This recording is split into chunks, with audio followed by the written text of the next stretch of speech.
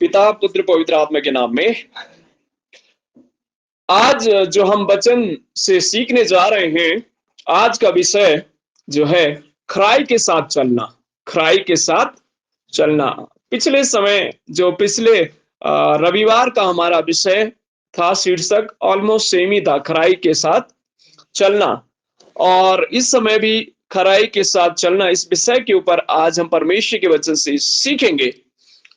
जब मैं जस्ट सोच रहा था कि बाइबल में भी बहुत सारे ऐसे उदाहरण हैं जिन्होंने ईमानदारी के साथ, खराई के साथ अपनी यात्रा का शुरुआत किया, लेकिन अंत में उस मुकाम तक नहीं पहुंच पाए।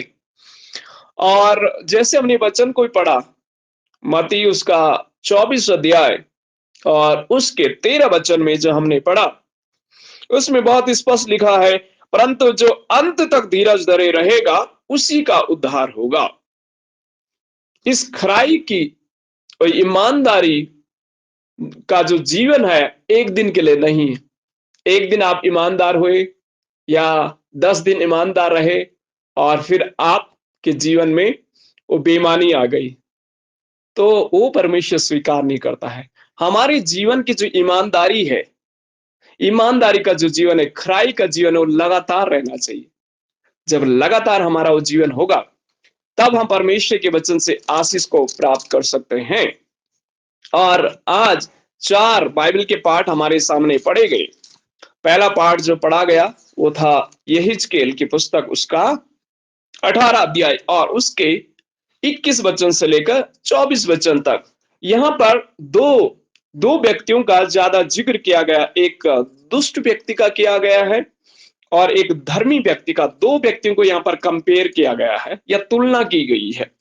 पहला व्यक्ति, वचन 21 में लिखा है, परंतु यदि दुष्ट जन अपने सब पापों से फिरकर मेरे सब विधियों का पालन करे और न्याय और धर्म के नियम करे या धर्म के काम करे, तो वह न मरेगा वरन जीवित ही रहेगा। उसने जितने अपराध किए हों उनमें से किसी का स्मरण उसके विरोध ना किया जाएगा। जो धर्म का काम उसने किया हो उसके कारण वह जीवित रहेगा। प्रभु यहोवा की यह वाणी है, क्या मैं दुष्ट के मरने से कुछ भी प्रसन्न होता हूं? क्या मैं इससे प्रसन्न नहीं होता कि वह अपने मार्ग से फिरकर जीवित रहे? परंतु जब धर्मी अपने धर्म से फिरकर टेढ़े काम वरन दुष्ट के सब घृणित कामों के अनुसार करने लगे, तो क्या वह जीवित रहेगा? जितने धर्म के काम उसने किए हों उनमें से किसी का स्मरण न किया जाएगा। जो विश्वासघात और पाप उसने किया हो उसके कारण वह मर जाएगा। यहां पर 2 लोगों की तुलना वचन में किया गया है और ये जो लिखने वाला यहेजकेल, ये एक बहुत ही विश्वास योग्य, परमेश्वर के पीछे चलने वाला, परमेश्वर का एक प्रिय भक्त था। और ये उस परिस्थिति में लिखा गया है जब वहां के इजरायली लोग, यहूदी लोग, कुछ लोग तो गुलामी में थे और कुछ लोग यरूशलेम में ही थे। तो एक बंधुआई के समय में भी कुछ लोग पड़े हुए थे, यानी गुलामी में कुछ लोग थे और कुछ लोग जो है वो सही जिंदगी भी जी रहे थे। तो यहां पर परमेश्वर यहेजकेल के माध्यम से उन लोगों को याद दिला रहा है। और वहां एक प्रथा भी थी, एक कहावत भी थी, जिस उस कहावत को मैं जस्ट पढ़ना चाहता हूं आपके बीच में। ये कहावत जो इस 18 के 2 वचन में, तुम लोग जो इज़राइल देश के विषय में यह कहावत कहते हो, खट्टे अंगूर तो खाए पुरखों ने, परंतु दांत खट्टे हुए बच्चों के। खट्टे अंगूर किसने खाए? यानी पूर्वजों ने खाए, और दांत खट्टे किसके हुए? बच्चों के। ये एक कहावत थे उस समय में। उनका ये मानना था, ये विचार थे, ये आस्था था कि अगर पूर्वजों ने गुनाह किया है या पूर्वजों ने पाप किया है, उसका दंड किसके ऊपर आएगा? यानी पूर्वजों ने अंगूर खाए और दांत खट्टे किसके हुए? बच्चे के। एक कहावत थी उस समय, उनकी एक विश्वास धारणा ये थी कि अगर जैसे मेरे दादा ने गुनाह किया तो उसका दंड मेरे पिता को मिला। इस प्रकार की कहावत थी। ये उनके विश्वास था, ऐसा होता है। लेकिन परमेश्वर ने याद दिलाना चाहता कि अब मैं तुम्हें एक चीज क्लियर करना चाहता हूं। अगर बाप ने गुनाह किया तो उसका दंड किसको मिलेगा? उसी को मिलेगा। बच्चा निर्दोष है, उसने कोई गुनाह नहीं किया, कुछ पाप नहीं किया, उसे उसका दंड नहीं मिलेगा। जो गुनाह करेगा वही दंड का भागीदार होगा। इस वचन में बहुत ही स्पष्ट लिखा है, परंतु यदि दुष्ट जन अपने सब पापों से फिरकर मेरी सब विधियों का पालन करे और न्याय और धर्म के काम करे तो वह ना मरेगा वरन जीवित ही रहेगा। परमेश्वर एक मौका दे रहा है, एक अवसर दे रहा है। प्रभु कहता है अगर गुनाह कर लिया है या पाप कर लिया है, लेकिन अगर मन फिराएगा, परमेश्वर क्या करेगा? उसे मरने नहीं देगा, उसे बचा लेगा। क्या परमेश्वर ये कह रहा है कि मौत नहीं उनकी होगी? नहीं, शरीर में मरेंगे लेकिन आत्मा में क्या रहेंगे? जीवित रहेंगे। तो जो पहली बात आज इस भाग से मैं आपको सिखाना चाहता हूं वो ये है, हमारे कामों के अनुसार परमेश्वर हमें प्रतिफल देगा। हमारे कामों के अनुसार परमेश्वर हमें प्रतिफल देगा। अगर आप खट्टे अंगूर का बीज बोओगे तो आपको खट्टे ही अंगूर मिलेंगे। अगर आप मीठे अंगूर का बीज डालोगे तो आपको मीठे अंगूर मिलेंगे। परमेश्वर यहां पर क्या कहता है कि हमारे कामों के अनुसार परमेश्वर में प्रतिफल देगा। तो आज इस वाक्य समय में जस्ट आपको उत्साहित करना चाहता हूं कि परमेश्वर वो परमेश्वर है जो सु अवसर देता है, एक मौका देता है हमें मन फिराने का। हाँ, आपने गलती की है, आपसे गलती हुई है, आपसे गुनाह हुआ है, आपसे पाप हुआ है, अगर आपसे जाने अनजाने पाप भी हुआ है, परमेश्वर एक मौका दे रहा है कि मन फिराओ, बदल जाओ उस रास्ते से। मैं तुम्हें बचाना चाहता हूं। क्योंकि वचन 1 में बहुत स्पष्ट लिखा हुआ है, प्रभु कहता है कि अगर मन फिराओगे तो मरोगे नहीं, परमेश्वर बचा लेगा। लेकिन 24 वचन में यह भी लिखा है, परंतु जब धर्मी अपने धर्म से फिरकर टेढ़े काम वरन दुष्ट के सब घृणित कामों के अनुसार करने लगे तो वो जीवित नहीं रहेगा। परमेश्वर ये कह रहा है कि आपने मेरे साथ यात्रा शुरू की, अच्छे से जीवन आप जी रहे थे, लेकिन बाद में आप पापों में, गुनाहों में चले गए। परमेश्वर कह रहा कि वो जीवित नहीं रहेगा, मर जाएगा। यानी आत्मा में मरने के लिए परमेश्वर यहाँ पर कह रहा है कि वह आत्मा में मर जाएगा, परमेश्वर के साथ नहीं रह पाएगा। परमेश्वर उन्हें दंड देगा, क्योंकि परमेश्वर धर्मी परमेश्वर है, परमेश्वर न्याय परमेश्वर है। और परमेश्वर हर एक व्यक्ति का, चाहे वो बच्चा हो, चाहे वो बुजुर्ग हो, चाहे वो जवान हो या कोई भी क्यों ना हो, परमेश्वर हर एक व्यक्ति का लेखा उसके कर्मों के अनुसार उनसे लेगा। लेकिन परमेश्वर एक मौका भी देने वाला परमेश्वर है। परमेश्वर एक मौका देने वाला भी परमेश्वर है, जो हमें मौका देगा और एक अवसर देगा कि हम अपने मन को फिरा करके परमेश्वर के रास्तों में चले और परमेश्वर की राह में चले। क्योंकि उन दिनों में बहुत सारे लोग जो है, उनकी परमेश्वर के साथ जो यात्रा थी, शुरू-शुरू में बहुत विश्वास में मजबूत हो गए थे और बहुत दृढ़ हो गए थे, लेकिन संसार के बातों में फिर से फँस गए थे और गुनाह और पापों में चले गए थे। परमेश्वर उन्हें कह रहा है कि वो दंड तुम्हें मिलेगा, उसका प्रतिफल तुम्हें मिलेगा। लेकिन कुछ लोग थे जो शुरू-शुरू में विश्वास में मजबूत नहीं थे, लेकिन उन्होंने अपने मन को फिराया, अपने पापों से फिर करके पुनः परमेश्वर की उपस्थिति में आ गए और परमेश्वर कह रहा है कि वो जीवित रहेंगे। परमेश्वर कह रहा है कि वो आशीष को प्राप्त करेंगे। तो मैं इस सुबह के समय में इस भाग से आपको ये उत्साहित करना चाहता हूँ कि परमेश्वर जो है हमारे कर्मों के अनुसार या हमारे कामों के अनुसार परमेश्वर में प्रतिफल देगा। मुझे बहुत पहले मैंने इस कहानी को पढ़ा था। ये कहानी इस प्रकार से जाती है, राजा राजमहल में उसका सब कुछ बहुत ही अच्छा चल रहा था और उसके राजमहल में उसके मंत्री भी उसके सामने उसकी बहुत तारीफ करते थे, बहुत सराहना करते थे, बहुत प्रशंसा करते थे। लेकिन राजा वास्तव में ये जानना चाहता था कि ये क्या दिल से करते हैं, सच्चे मन के साथ करते हैं, उस चीज को परखना चाहता था। तो एक बार राजा ने इसकी परख करने के लिए उसने एक षड्यंत्र को रचा और राजा ने अपने राजमहल में आने वाली एक रोड थी, बहुत साफ सुथरी रोड, और उसी रोड से मंत्री होकर के राजमहल में आया करते थे। मॉर्निंग का समय था। राजा ने एक बहुत बड़ा पत्थर उठा करके रोड में डाल दिया और राजा चुपके से पीछे एक झाड़ी में छिप गया और देखने लगा। तो जब राजा के मंत्री वहां से प्रवेश कर रहे थे तो आपस में कहने लगे, राजा, क्या बेवकूफ राजा है ये, इतनी सुंदर रोड बनाई हुई है, कम से कम किसी नौकर को लगा देता रोड को साफ सफाई करने के लिए, या पत्थर गिर जाए या झाड़ी गिर जाए उनको फेंकने के लिए। तो ये सारी कुड़कुड़ाने और नेगेटिव बातें राजा के प्रति ये लोग कह रहे थे और वहां से गुजर करके राजमहल में वो चले गए। राजा ये सब चीज देख रहा है। कुछ समय के बाद उसी रोड से होकर के किसान जो अपनी खेत से सब्जियों को उगाता था और उसी रोड से होकर के वो राजमहल में भी कुछ फलों को सब्जियों को राजा के महल में दिया करता था। वहां पर वो किसान जब प्रवेश करके आ रहा था उस रोड से, बहुत ही भारी सब्जी का बोझ उसके पीठ में है, और उसने जब बड़ा पत्थर देखा तो उसने अपनी सब्जी का जो भारी वो सामान था उसको साइड किया और बड़ी कसरत करके उसको लुढ़काने के लिए उसने ये सोचा कि अगर कोई और आएगा, ठोकर लग गई, किसी गिर गया, तो उसने बड़ी मेहनत के साथ, परिश्रम के साथ उसे धक्का मार करके उसे लुढ़का करके वहां से वापस जब अपनी सब्जी उठाने के लिए आ रहा था, जस्ट उसने देखा उसमें इतनी एक थैली की पोटली थी, और उस पोटली को जब उसने खोला तो उसमें एक पर्ची भी लिखी हुई थी कि ये आपके कर्म का प्रतिफल है, ये आपके लिए है।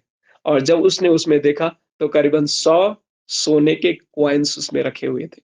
और ये जो निर्धन किसान उस चीजों को लेकर के आशीषित होता है और अब उसे वो सब्जी बेचने की आवश्यकता नहीं थी, ये अमीर बन जाता है।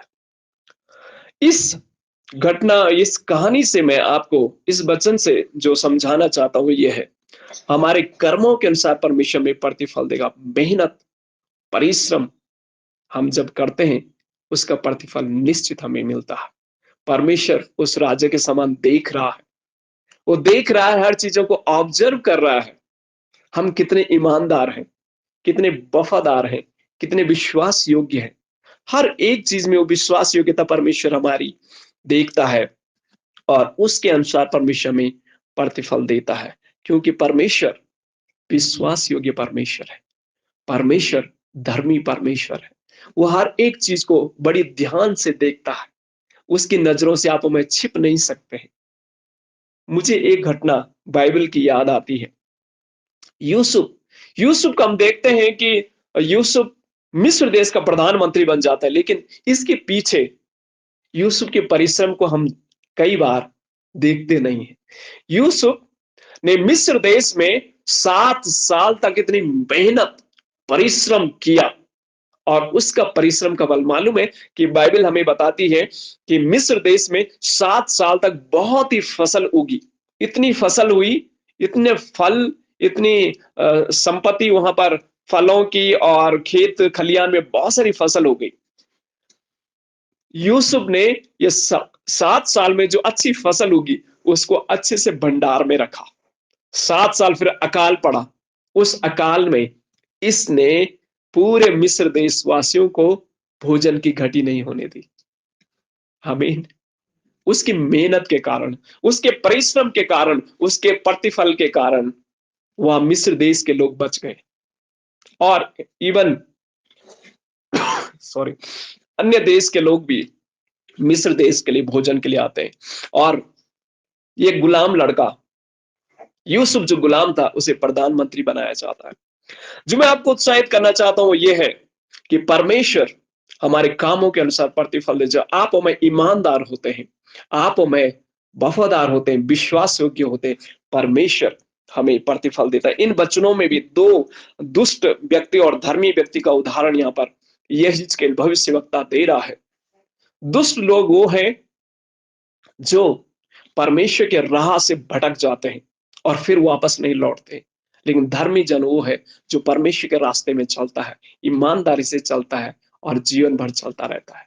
और परमेश्वर ये भी कह रहा, अगर दुष्ट व्यक्ति पश्चाताप करे, मन बदले, परमेश्वर उसे भी बचा सकता है। धर्मी व्यक्ति अगर अंत में राह से भटक जाए और दुष्ट के काम करने लग जाए, वो जीवित नहीं रहेगा। तो आप और मैं इस सुबह के समय एक पाठ को अपने जीवन में सीखें कि अपने जीवन में परमेश्वर से कहे, प्रभु मैं ईमानदारी का जीवन जीऊंगा, धार्मिकता का जीवन जीऊंगा। प्रभु आप मुझे हर समय हर पल देखते हैं, जांचते हैं और उसका प्रतिफल आप 100% हमें देंगे। जैसे उस किसान को हमें इस कहानी से सीखने को मिलता है कि उसका प्रतिफल उसे मिला और ये व्यक्ति अपने जीवन में आशीषित हुआ। यूसुफ की कहानी हमने जैसे सुनी, उसने मेहनत किया, परिश्रम किया और अपने कामों के कारण पूरे मिस्र देश को बचाया और अन्य देशों को भी बचाया। आपका जीवन दूसरों के लिए आशीष का कारण बनने पाए, आपके कार्य दूसरों के लिए आशीष का कारण बनने पाए, आप दूसरों के लिए ठोकर का कारण ना बने, आप दूसरों के लिए चोट का कारण ना बने, आप दूसरों के लिए जो है श्राप का कारण ना बने। आप जो बोओगे वो आप काटोगे। अगर आप खेत में अगर आप धान को बोते हैं तो धान ही आपको काटने के लिए मिलेंगे।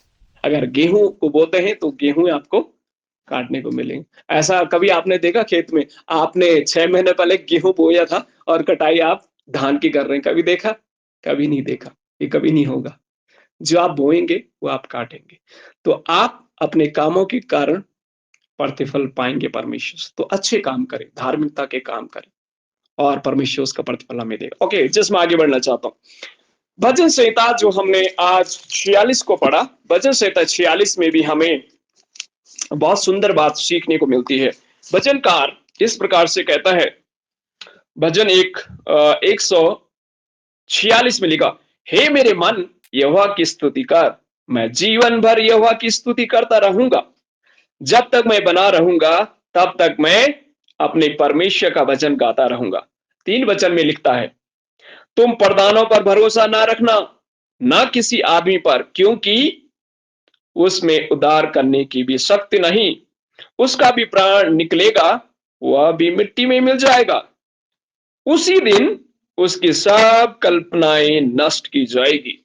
दूसरी बात जो आज भजन 146 से हमें सीखने को मिलती है, केवल परमेश्वर पर भरोसा रख। आमीन। केवल किस पर भरोसा रखें?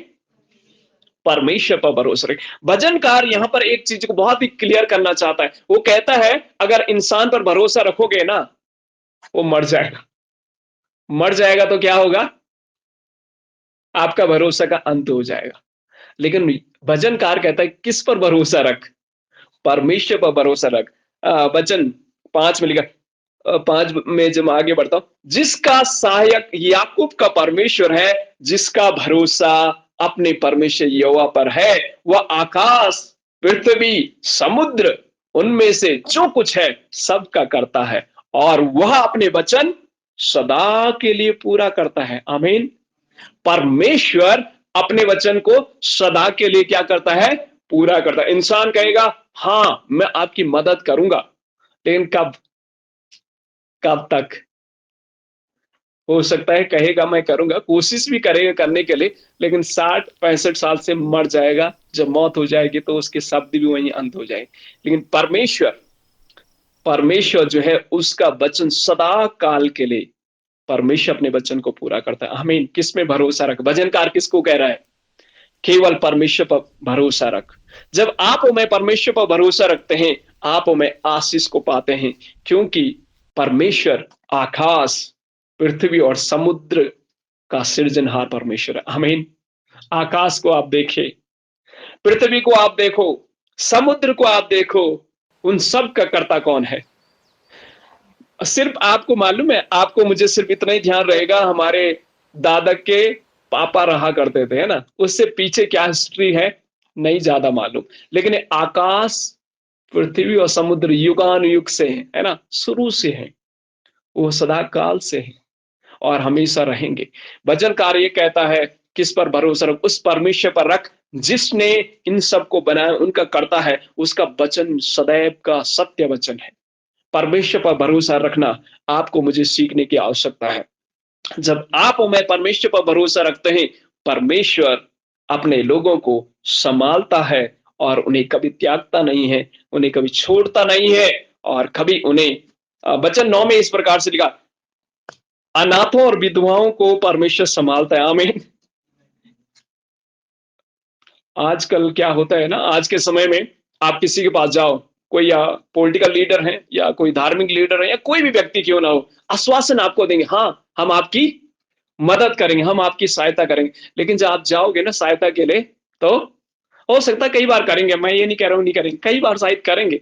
लेकिन जब आप उनके पास जाओगे बार बार, हाँ, निकालो इनको, कितनी बार ये आ गए यहाँ मांगने के लिए, मदद के लिए। लेकिन परमेश्वर क्या कहता है कि मैं अनाथों और विधवाओं की रक्षा, उन्हें संभालूंगा। परमेश्वर कहता है कि मैं उनकी सहायता करूं, अगर मुझ पर भरोसा करेंगे, मुझ पर विश्वास रखेंगे, मैं उनकी सहायता करूंगा। परमेश्वर सहायता करने वाला परमेश्वर। एक कहानी मुझे याद आती है, ये कहानी मैंने काफी समय पहले ये कहानी पढ़ी थी। एक एक राजा था, वो बहुत भरोसा रखता था अपने धन के ऊपर, अपने अपने शान के ऊपर बहुत ही घमंड था उसे। भरोसा भी था कि ये जो सोना चांदी आप मेरे राजमहल में देख रहे हो, तो सदियों से मेरे पूर्वज, किसका फोन है ये, सदियों से, सदियों से है ये, और मुझे भरोसा है इन चीजों के, ये मेरे जीवन के सर्वाइवल के लिए काफी है, मुझे कोई डरने की आवश्यकता नहीं। लेकिन होता क्या है, इस राजा को रात को एक स्वप्न दिखाई देता है। स्वप्न में इस प्रकार से उसे होता है कि हे राजा, जो तो अपने सोने चांदी धन दौलत में भरोसा रखता है, इसी रात तेरा प्राण लिए लिया जाएगा, तो फिर क्या होगा। तो ये चिंतित हो गया, मन में भयभीत हो गया, मन से प्रार्थना करने, हे ईश्वर आप मेरी मदद करें, मैं क्या करूं कि मैं अपनी धन दौलत पर ना भरोसा रख करके आप पर भरोसा रखना सीखूं। फिर उसके एक फिर से एक आवाज उसे आती है। आवाज में इस प्रकार से कहा जाता है, जितना तेरा सोना चांदी धन दौलत सबको बांट दे। और इस राजा की तो एक पहचान थी कि यह कंजूस भी बहुत था, घमंडी भी बहुत था। और जब एक आदेश उसके मंत्रियों के द्वारा पूरे उसके राजमहल में घोषणा होती है कि राजा ने सबको भोज में बुलाया है और राजा सबको गिफ्ट भी देने वाला है, तो सब लोग बड़े खुश के साथ, और एक बात तो उनके माइंड में थी, राजा को हो क्या गया, कुछ तो चमत्कार हो गया कि राजा बदल गया है। तो कुछ लोग तो आ गए, लेकिन कुछ लोगों को ये भी डर था, पता नहीं राजा कुछ और षड्यंत्र न रचा होगा, कुछ खाने में डाल दिया, कुछ ऐसा कर दिया। लेकिन फिर भी लोग आ गए, पहले दिन आए, पहले दिन शायद 100 ही लोग आए थे, अच्छे से लोगों को भोजन मिला। उन 100 लोगों ने 10-10 लोगों को और बताया, तो 1000 लोग वहां पर आ गए। तो दूसरे दिन 1000 लोग आ गए वहां पर, खूब खाना पीना खाया। तीसरे दिन, चौथे तक तकरीबन एक सप्ताह अच्छे से भोजन सबने खाया। और राजा ने लास्ट दिन अपने राजमहल की कुर्सी में बैठ करके ये घोषणा कर दी, अब जिसको जो सोना चांदी मेरे राजमहल में जो संपत्ति आप देख रहे हैं, जो जिसको चाहिए वो ले लो। और जैसे ही ऐसी घोषणा यहां से होती है, तो आप समझ सकते हैं, कोई महिला तो शायद सोना का जो राजा का राजमहल था, सोने का जो सुंदर सुंदर गहने थे, उसमें कूद गए। और एक बहुत ही बड़ा ड्रामा वहां पर हो रहा था, कोई इसकी टांग खींच रहा, कोई वो झपट रहा, कोई यही कर रहा, वो कर रहा, सारा बड़ा ड्रामा वहां पर हो रहा था। राजा एक चीज को बड़ी ध्यान से ऑब्जर्व कर रहे थे। एक बुजुर्ग सा व्यक्ति था, वो पीछे बैठा था, वो मुस्कुरा रहा, सब चीजें देख रहा। तो राजा ने सोचा चलो शायद हो सकता है पागल होगा, क्योंकि पागल ही होते, उनको कोई चीजों की चिंता नहीं, तो हंसते रहेंगे तो मुस्कुराते रहेंगे। तो राजा ने सोचा शायद ये पागल होगा, हिला हुआ होगा। तो फिर जब राजा ने फिर इधर उधर देख रहा, तमाशा, सब लड़ रहे हैं, झगड़ रहे हैं, ये खींच रहा, वो खींच रहा, वो सब झपट रहे हैं, दौड़ रहे हैं, कूद रहे हैं, सारा ड्रामा वहां पर हो। राजा ने फिर से देखा, ये व्यक्ति चुपचाप वहां पर बैठा हुआ है और मुस्कुरा ही रहा। तो राजा को थोड़ा सा लगा, थोड़ा जा करके देखता हूँ ये व्यक्ति क्या है, इसका मन में क्यों मुस्कुरा रहा है। राजा उसके पास गया और कहा, हे महाशय, अरे भाई इतनी सोना चांदी यहाँ पर, पैसा है, सब चीजें हैं, क्यों नहीं उठा रहे हो। वो थोड़ा मुस्कुराने लगा, चुपचाप ही रहा। फिर राजा थोड़ा और चिंतित हो गया, है क्या ये, कुछ तो मुंह तो खोले, थोड़ा जानू तो क्या है इसके मन में। फिर उसने मुस्कुराते हुए जवाब दे, हे राजा, ये जो आप देख रहे हैं सब कुछ, ये तो सब समाप्त हो जाएगा।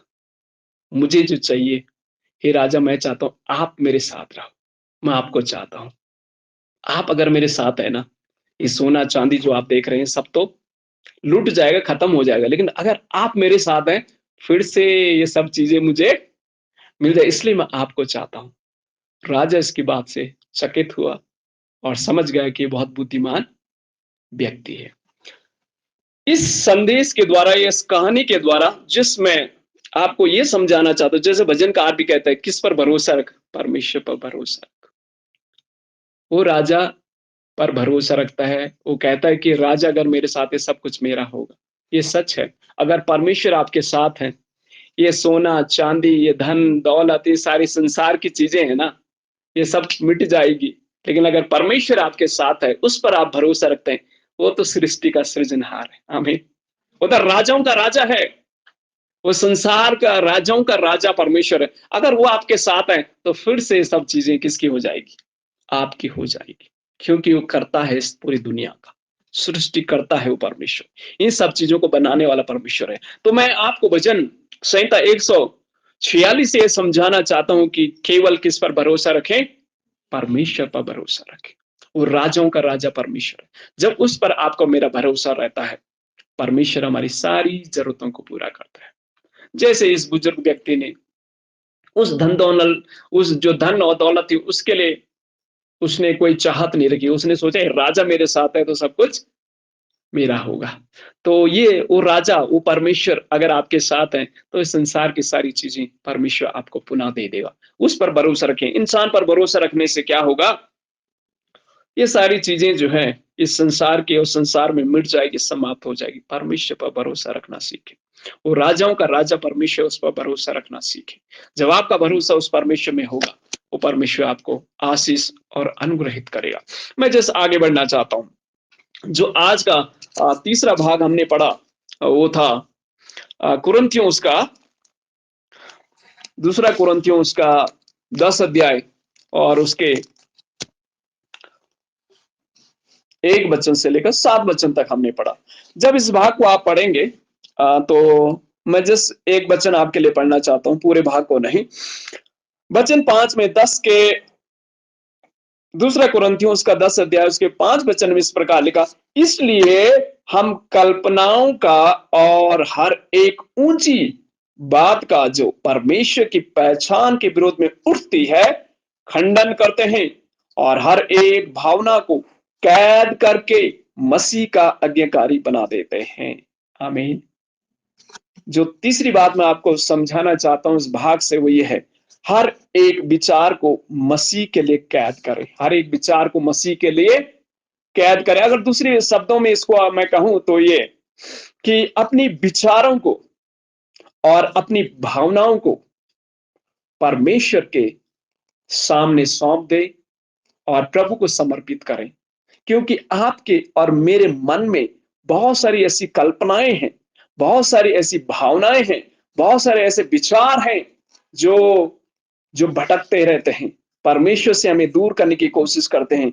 लेकिन जब आप हमें उन्हें परमेश्वर के सामने सौंप देते हैं, जब परमेश्वर के सामने उन्हें समर्पित कर देते हैं, तो प्रभु हमारी मदद और सहायता करता है। यहां पर मालूम है कौन इस बात को लिख रहा है? पौलुस लिखता है। किसके लिए? कुरिन्थियों की कलीसिया के लिए। क्योंकि कुरिन्थियों में जो है विभिन्न प्रकार के लोग थे, अलग अलग जाति के थे, अलग अलग धर्म के थे, और अलग अलग ग्रुप के लोग थे। धनी भी थे, गरीब भी थे, अच्छे अच्छे घर से भी थे, और अच्छे बिजनेस वाले भी थे। सब थे यहाँ पर, दास भी थे, स्वामी भी थे, सब प्रकार के लोग यहाँ पर। यानी उदाहरण के लिए, जैसे आप दिल्ली शहर में चले जाएं, हर प्रकार के लोग आपको मिलेंगे। मुंबई शहर में जाएं, हर प्रकार के लोग आपको मिलेंगे। बेंगलुरु में जाएं, हर प्रकार के लोग आपको मिलेंगे। तो ऐसा ही शहर था कुरिन्थियों। यहाँ पर हर प्रकार के लोग रहते थे। और लोगों के विचार जब होता है ना, किसी को आपने देख लिया, अच्छे कपड़ों में देख लिया और अच्छी कार में आते हुए देख लिया, तो उनके मन में भी विचार आता है, प्रभु हम भी तो तेरे लोग हैं, हमें क्यों नहीं मिल रहा है? ये विचार मन में आता है। फिर उनके विचार मन में आते, सोचते हैं कैसे मैं ऐसे कमाऊं। उस समय बहुत सारे ऐसे गंदे गंदे काम भी वहां हुआ करते थे। कुरिन्थियों में बहुत सारे ऐसे गंदे काम भी वहां पर हुआ करते थे। और लोगों की विचार भावनाएं, ये बहुत ही तीव्र रीति से इन्फ्लुएंस होता था जल्दी प्रभावित हो जाते थे लोग। यहाँ पर पौलुस उन्हें समझाने की कोशिश कर रहा है कि हर विचार को मसीह के लिए कैद करें, यानी परमेश्वर के सामने अपने भावनाओं को, अपने विचारों को फ़िल्टर करें। आप चाय किसी को पिलाते हैं ना, अदरक भी डालते हैं, चाय पत्ती भी डालते हैं। बहन कह रही अदरक नहीं डालते। चाय पत्ती डालते हैं, चाय पत्ती डालते हैं, चीनी भी डालते हैं ना। एंड देन फिर उसको एक क्या कहते हैं उसको, छलनी से क्या किया जाता है? फ़िल्टर किया जाता है ना। ऐसे ही हम उठा करके नहीं, कहीं-कहीं मैंने देखा, आई थिंक मैं जम्मू में था, और जम्मू में जब मैं था तो हम जाते थे विज़िट करने के लिए। तो वहाँ पर फ़िल्टर नहीं कर, ऐसे दे देते थे। सब नहीं कह रहा मैं, जम्मू वाले, कुछ फैमिली के पास में गया तो उन्होंने ऐसे डाल दिया। हो सकता है नहीं होगी उनके पास छन्नी, तो ऐसे दिया तो कई बार क्या होता है वो सब चीज़ें मुँह में चला जाता है ना। लेकिन यहाँ पर क्या कह रहे हैं? पौलुस कहता है कि फ़िल्टर करो अपने विचारों को। अपने विचारों को क्या करो? फ़िल्टर करो। कैसे? किससे? परमेश्वर मसीह यीशु से। आपके मन में गलत विचार भी आ रहे होंगे, अच्छे विचार भी आते होंगे। ये सारी चीज़ें जब होता है, उनको वचन के साथ परमेश्वर यीशु मसीह के सामने फ़िल्टर करें। जब फ़िल्टर होकर के जाएँगे, तो विचार क्या हो जाएँगे? शुद्ध हो जाएँगे। ये यहाँ पर पौलुस कहने जा रहा है, और पौलुस ये उत्साहित करना हमें चाहता है कि हमारे जो विचार हैं, हमारी जो कल्पनाएँ हैं, ये सारे फ़िल्टर होके जानी चाहिए। क्योंकि जब आपका विचार और मेरा विचार किसी संसार की बातों से प्रभावित ना हो करके परमेश्वर के वचन से प्रभावित होता है, उसमें आशीष होती है। और यही तो वचनकार कह रहा है। क्योंकि मनुष्यों की चीज़ों से लेकर के, संसार की चीज़ों से लेकर के जो आप प्रभावित होंगे, और आपके जीवन में जो चीज़ें रहेंगी वो क्षण भर के लिए हैं। भरोसा किसमें रखें? परमेश्वर में रखें, जिसका कभी अंत, उसका वचन कभी समाप्त नहीं होता। उसका वचन युगानुयुग से चल रहा, उस पर भरोसा रखें। और यहाँ पर पौलुस भी ये कहता है, अपने विचारों को परमेश्वर प्रभु यीशु मसीह के सामने सौंपे और प्रभु से कहें। हो सकता है कई बार आपके मन में विचार आ रहा है कि मुझे पैसा कमाने के लिए ये काम करना चाहिए, और वो काम कोई भी काम हो सकता है ना? हो सकता है कुछ आपने ऐसे गलत कदम उठा लिए, अमीर बनने के लिए गलत कदम उठा लिए, अच्छा घर खरीदने के लिए गलत कदम उठा लिए। ये सब आपने उठा लिए और आप सोच रहे हैं चलो ये भी मुझे मिल जाएगा। लेकिन परमेश्वर का वचन, पौलुस ये समझाना था, फ़िल्टर करें उसे। परमे परमेश्वर आशीष को दाता है, परमेश्वर आशीष देने वाला है, और अपनी भावनाओं को, अपने विचारों को परमेश्वर के वचन से फ़िल्टर करें। ताकि शुद्ध और पवित्र होकर के वचन निकले, वो विचार निकले, और उसमें वो आशीष आपके जीवन में हो। तो जब अच्छे विचार या अच्छे बीज, जब आप खेत में जाते हैं ना, ऐसे ही सारे बीज को उठा कर फेंक नहीं देते हैं ना, हम छांटते हैं। जो अच्छा बीज होगा उसको हम खेत में बोते हैं ताकि अच्छी फसल निकले। उसी प्रकार से आपके जो विचार हैं, अच्छे विचारों को, अच्छे विचारों को परमेश्वर के वचन से, प्रभु इस मसीह की उपस्थिति में उन्हें फिल्टर होने के लिए प्रभु से कहें, प्रभु ये विचार मेरे मन में आ रहा, प्रभु आप इसके विषय में क्या कहते हैं? आपका क्या विचार है प्रभु इस वचन में? परमेश्वर निश्चित आपको बताएगा, और जब बताएगा तो परमेश्वर आपको आशीषित और अनुग्रहित करेगा। एंड देन जस्ट मैं आगे बढ़ना चाहता हूँ। जस्ट एक एक फनी ये था, आई थिंक ये कपिल शर्मा के शो में कहीं एक व्यक्ति, वो भी नाटक में करता है, वहां पर वो कहता है कि सीधा क्या सीधा हुआ कुछ नहीं होता है कि जीवन में। फल उसकी आंखों ने सीधा देखा, सीधा कुछ नहीं फल होता उसकी है। मैं आपको एक एग्जांपल आंखों देता ने हूँ। देखा कल मैं तो बगीचे में आंख गया, तो जा नहीं मैंने सकती, दूर से पेड़ पे फल गए देखा। उसके अब फल तो पैर, देखा मेरी और आंखों ने, कहता पैर तो लेकिन वहां लालच पहुंच जागा गए, मन में। पैर तो फल खा अब नहीं मन तो सकते, पैर पेड़ तो की ओर तोड़ जा नहीं नहीं सकते, सकता फल तोड़ा है, उसके तो गया वहां पे मेरे हाथों पैर। ने। तो अब कहता पैर है फल को तोड़ हाथ नहीं तो फल सकते, खा नहीं सकते, तोड़ा खाया मेरे मेरे हाथों ने। अब मुंह ने, हाथ फल और को खा कहता नहीं है सकते, तो खाया फिर मेरे मुंह ने, और मुंह जो मुंह है फल को उसको रख नहीं डाइजेस्ट तो सकता है, खुद तो नहीं रखा कर मेरे सकता, पेट ने। किया मेरे पेट में। तो कह रहा है ये सब दृश्य चल रहा था, तो कहता है एक और किसान ये ने मुझे सब देख होते लिया हुए जब देखा मैंने वो फल माली तोड़ा, ने। माली को किसान ने आया देख लिया, गुस्सा, और किसान उसने आते आके हुए डंडा मारा डंडा मेरी मारा मेरे पीठ पे, जबकि पीठ पीठ का इस में। पूरे कान से कहता है ये कोई नहीं पीठ कर की तो कोई सकता। गलती नहीं थी, और कहता पीठ में डंडा डंडा मारा मारा पीठ लेकिन पे, आंसू आंसू मेरे आए आंख से, आंख से क्योंकि आए। शुरुआत में तो आंख ने कहता देखा था फल को, क्योंकि फिर से देखा पहले सर्कल। आंख ने, इसलिए असर यहीं पहले पड़ा। तो ये विचार और भावनाएं जो हमारे मस्तिष्क में आती है ना, प्रभावित उसी को ही ज्यादा करती है ना? आंखें, हमारे हाथ पैर, ये सारी चीजें देखो कनेक्टेड हैं, एक दूसरे से कनेक्टेड हैं। तो हमारे जो विचार हैं, हमारी जो भावना यहाँ से चलती है, और जब ये यही तकलीफ करती है बाद में, है ना? कई बार सर दर्द होने लग जाता है, टेंशन होने लग जाती है। जब गलती करते हैं ना तो प्रेशर कहाँ पड़ता है? यहीं पर पड़ता है। इसलिए अपने विचारों को, अपनी भावनाओं को परमेश्वर के सामने रखें। प्रभु, आप क्या कहते हैं इसके विषय में?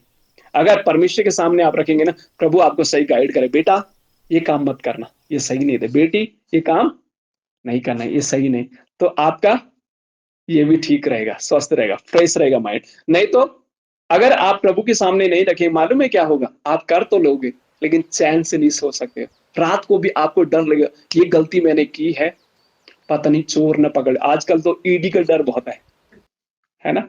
इनकम टैक्स वालों के ना। हाँ, है। हाँ, क्या इन्फोर्समेंट डायरेक्टर का डर बहुत है, इनकम टैक्स का डर है ना, आजकल छूटते नहीं, कोई तुरंत पकड़े जाएंगे, तो डर बहुत होगा। इसलिए प्रभु के सामने जब आप सौंप देंगे तो डरने की जरूरत नहीं है। आमीन। ओके, जस्ट मैं आगे बढ़ना चाहता हूँ, लास्ट अंतिम बात में आगे बढ़ना चाहता हूँ। जो हमने चौथा और अंतिम भाग जो पढ़ा था वो था लूका उसका 17 अध्याय, उसके 22 पद से लेकर 27 वचन तक हमने पढ़ा। जस्ट मैं कुछ वचन आपके लिए पढ़ना चाहता हूँ। 25 वचन में इस प्रकार से लिखा है, परंतु पहले अवश्य है कि वह बहुत दुख उठाए और इस युग के लोग उसे तुच्छ ठहराएं।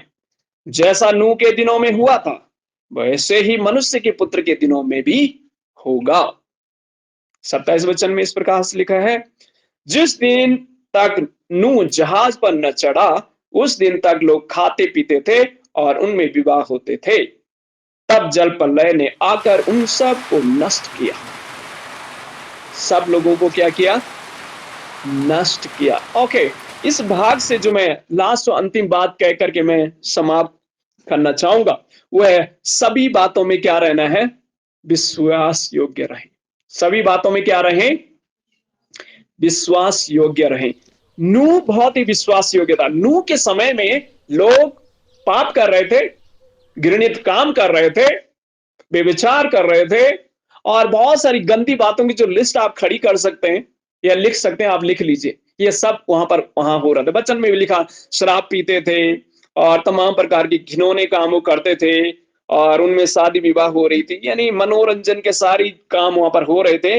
लेकिन उस माहौल में, उस वातावरण में नूह जो था विश्वास योग्य बना रहा। आमीन। विश्वास योग्य बना रहा। आप कभी आपने देखा जो कौवा होते हैं ना, कौवा, कौवा कहते हैं, क्या कहते हैं हम लोग? क्राव, क्राव कहते हैं, क्या कहते हैं? काले कौवों के बीच में हंस को आप डालिए, उस हंस का कलर चेंज नहीं होगा। होगा? नहीं होगा ना, नहीं होगा। अगर आप विश्वास योग्य है ना, आपकी विश्वास योग्यता उस वातावरण में खराब नहीं होनी चाहिए। यहां परमेश्वर हमें ये चीजों को सिखाना है। नूह से सीखे, नूह के समान बने, विश्वास योग्य बने। जहां ऐसे माहौल में शायद आप ऐसे माहौल में रह रहे होंगे जहां पर शराब पीते हैं लोग और लड़ाई झगड़े होते हैं और बहुत सारे गंदा, जितने आप कह सकते हैं, सारा वातावरण वहां पर। उस समय में भी आप विश्वास योग्य हैं, उसका प्रभाव आपके जीवन में ना पड़े। ये परमेश्वर का वचन हमें कहना, सब बातों में विश्वास योग्य रहे, अपने काम में विश्वास रहें, अपने जीवन में विश्वास योग्य रहें, अपने बोली भाषा में विश्वास योग्य रहे, हर चीजों में विश्वास योग्य रहे। विश्वास योग्यता का मतलब क्या है? सिंपल, इसका मतलब है आप जानते हैं कि परमेश्वर की यह व्यवस्था है और इस व्यवस्था में मैं बना रहूंगा, इससे हटूंगा नहीं। वही नूह ने किया। परमेश्वर के साथ चलता था, परमेश्वर की बातों को सुनता था, प्रभु के वचन के अनुसार वो करता था। मैं सोच रहा था, नूह ने एक ऐसा जहाज बनाया जिसमें पूरी दुनिया के जीव जंतु जोड़े उसके अंदर प्रवेश किए। अब आप थोड़ा सोचिए मेरे साथ, उसमें चींटी भी होगी, उसमें भी हाथी भी होगा, है, उसमें शेर भी होंगे और उसमें भेड़ बकरी भी होंगी। तो आप समझ सकते हैं, हर एक व्यक्ति के लिए, हर एक जीव जंतुओं के लिए उसने रहने के लिए क्या बनाया? अलग अलग उसमें कोच बनाया ना, ट्रेन के अंदर जैसे कोच होती, बनाया। इन सबको कितना टाइम उसे लगा होगा। हम तो एक घर बनाने के लिए कई समय लगता है। अब तो चलो टेक्नोलॉजी डेवलप हो गई है, लेकिन फिर उस समय तो नहीं था इस, कितना समय उसे लकड़ी लाने में, कितना समय उसे बनाने में, कितना समय उसे लगा होगा, लेकिन वो उस काम में विश्वास योग्य रहा। वो एक क्या भारी मन के साथ, छोड़ो यार अब क्या करूं, थक गया हूं। हो सकता है इस प्रकार से भी वो कह सकता है, लेकिन नहीं, विश्वास योग्य प्रभु ने जो जो उसे कहा, जो साइज उसे बताया, 25 हाथ लंबाई होनी चाहिए, 24 हाथ ऊंचाई होनी चाहिए, है ना, ये ऐसा बनना है, इसकी लकड़ी होनी है, ये मिट्टी इसमें लगना है, इस दिन में इस तरीके से ये सब काम करना है, इसकी खिड़की का साइज ये है, सब चीजें उसने बड़ी ध्यान से उसे सुना, उसका पालन किया। परमेश्वर के वचन को ध्यान से सुने, उसका पालन करें। अगर आप विश्वास योग्य हैं इन चीजों में, प्रभु बचाएगा। नूह को परमेश्वर ने बचाया, उसके घराने को बचाया। आज प्रभु हमें, हमारे परिवार को बचाना चाहता है, लेकिन हमारी गलती के कारण कई बार हम लोग अविश्वास योग्य हो जाते हैं। विश्वास योग्य बने। आइए अपने स्थानों में खड़े हो जाए।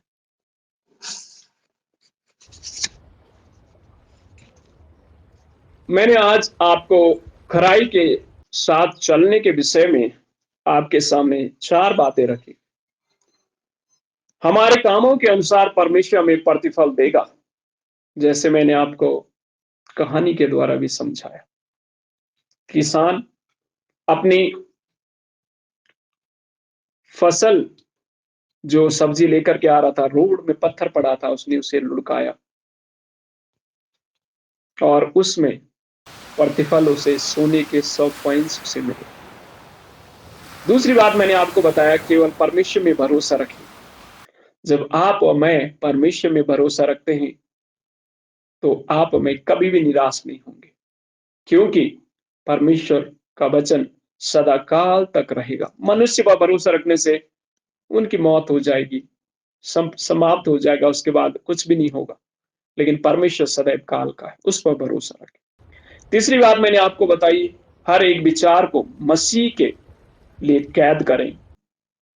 आपकी भावनाएं, आपके विचार, जो नेगेटिव विचार हैं, उनको, या अच्छे विचार, उनको प्रभु यीशु मसीह के वचन के साथ परमेश्वर के उपस्थिति में फिल्टर करने के लिए प्रभु के सामने सौंपे। प्रभु आशीषित करेंगे। चौथी बात मैंने आपको बताई, सभी बातों में विश्वास योग्य रहे। अपने काम में, छोटा काम हो या बड़ा काम हो, विश्वास योग्य रहे। नूह विश्वास योग्य था उस काम के लिए जो परमेश्वर ने उसे सौंपा। एक जहाज बनाने का बहुत बड़ा काम था, लेकिन विश्वास योग्य रहा, इसीलिए उसका घराना और वो जीव जंतु बचाए पाए। एक नई सृष्टि पुनः नूह के द्वारा, उसके इस काम के द्वारा, विश्वास योग्यता के काम के द्वारा, पुनः आज इस संसार में हम लोग फिर से जीव जंतु, पेड़ पौधों को देखने पाते हैं। और प्रभु एक वाचा नूह के साथ बांधता है और कहता है कि अब से मैं फिर से इस पृथ्वी को जल प्रलय से सर्वनाश नहीं करूंगा, क्योंकि नूह की विश्वास योग्यता प्रभु को प्रसन्न आई। आपकी विश्वास योग्यता परमेश्वर को प्रसन्न आने पाए। विश्वास योग्य रहे अपने कार्य में, प्रभु पर भरोसा रखें, अच्छे विचारों के साथ काम करें और हर बात में विश्वास योग्य रहें। अगर आप ऐसा रहेंगे, प्रभु हमें आशीष देगा। भाई सूरज एक भजन गाते हुए कलीसिया को आगे प्रभु की मेज में हम आगे बढ़ेंगे।